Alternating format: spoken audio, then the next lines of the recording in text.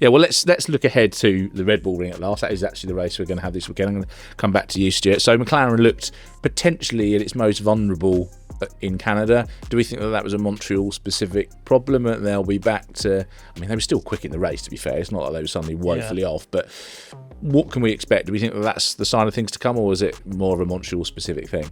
Quick enough for one driver to go into the back of another while going for a gap that didn't exist. Well, that's against another McLaren, though, so I mean, it doesn't affect how they are relative to the other cars.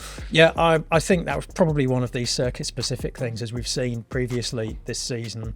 There are condition-specific things and circuit-specific things that affect the balance of performance, and sometimes you get circuits where Red Bull's car thrives, other times it doesn't. The Red Bull Ring, very peculiar circuit with lots of short radius corners.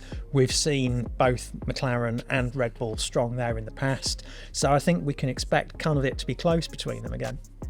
Yeah, I mean, it's Piastri's been inconsistent. Lando's shown that Norris shown that he can be faster, but making too many errors. That seems to be the developing story of the season. But assuming that they are up at the front as we expect, Jake, who's going to be sort of in the mix with them?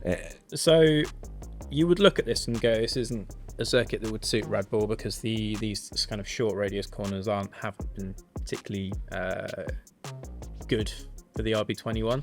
But again, you know, ever trying to predict that Max Verstappen won't be in contention is kind of a little bit folly. Like he will be there for sure. And I think as much as Red Bull kind of likes to make a big thing of its weaknesses and go, we're only good in the what do you mean? Long radius, medium, high speed corners. The fact of the matter is that Max can put it in, put it up towards the top end of the grid in any race really.